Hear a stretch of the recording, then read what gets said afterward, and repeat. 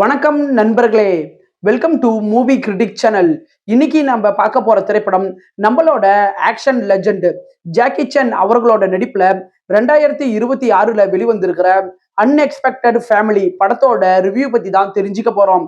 இந்த படத்துல action stunt அப்படின்ட்டுன்னு எதுவுமே இல்லாம எமோஷனலா ஜாக்கி சான் நம்மள கண்கலங்க வச்சிருக்கிறாரு.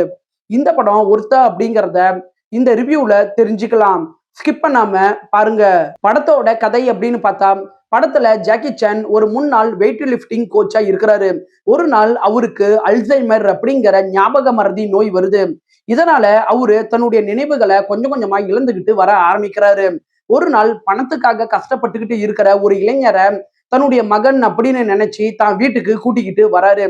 இதுக்கப்புறம் அந்த இளைஞர் தான் கூட இருக்கிறவங்களோட சேர்ந்துக்கிட்டு ஜாக்கி சானை எப்படியெல்லாம் சந்தோஷப்படுத்த ஆரம்பிக்கிறாரு. கடைசியா ஜாக்கி சானுக்கு என்னதான் ஆனிச்சு அப்படிங்கிறதையும், அதே நேரத்துல ஜாக்கி சானோட உண்மையான மகன் மற்றும் மனைவிக்கு என்னதான் ஆனிச்சு அப்படின்னு சொல்றதுதான் படத்தோட மீதி கதையே. படத்தோட பாசிட்டிவ்னு பார்த்தா, படத்துல ஆக்ஷன் ஹீரோ ஜாக்கியை விட எமோஷனல் ஹீரோ ஜாக்கி மிரட்டி எடுத்துட்டாருன்னு தான் சொல்லணும். படத்துல அவரு தான் குடும்பத்தை நினைச்சு அழுகுற இடங்கள்ல அவரு நடிப்போட உச்சம் அப்படின்னு தான் சொல்லணும். படத்துல ஹீரோ ஜாக்கி சானுக்கும் அவரு பையனா நினைக்கிற இளைஞருக்கும் இடையே நடக்கிற பாச காட்சிகளை பார்க்கும்போது நல்ல அப்பா மகன் எமோஷன் கனெக்ட இந்த படம் நல்லாவே ஏற்படுத்துது. இந்த படம் 2 மணி நேரம் இருக்கக்கூடிய படம்.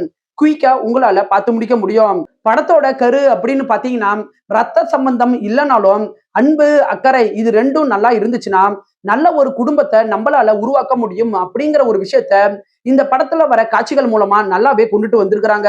படத்தோட முதல் பாதியில வர காமெடி காட்சிகள் பல இடங்கள்ல நல்லாவே கிளிக் ஆகியிருக்குது.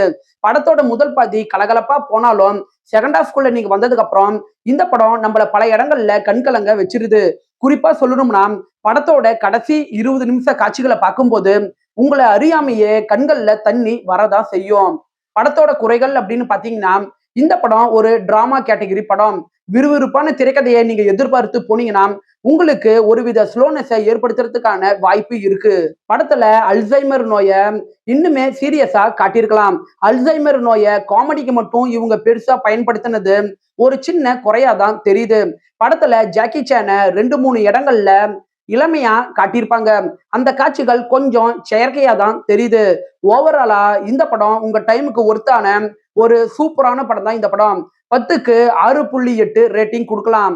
இந்த படம் ஃபேமிலி வாட்சபிள். விருப்பப்படுறவங்க பாருங்க. இந்த படம் தமிழ் டப்பிங்ல கிடையாது, சைனீஸ் லாங்குவேஜ்ல மட்டும்தான் அவைலபிளா இருக்குது. விருப்பப்படுறவங்க பாருங்க. என்னுடைய ரிவ்யூ உங்களுக்கு பிடிச்சதுன்னா மறக்காம லைக் பண்ணி சப்ஸ்கிரைப் பண்ணுங்க. நான் அடுத்து போடக்கூடிய வீடியோஸ் மற்றும் ஷார்ட்ஸ் உங்களுக்கு உடனே வரும்.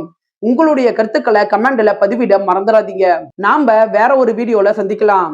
அது வரைக்கும் நன்றி, வணக்கம்.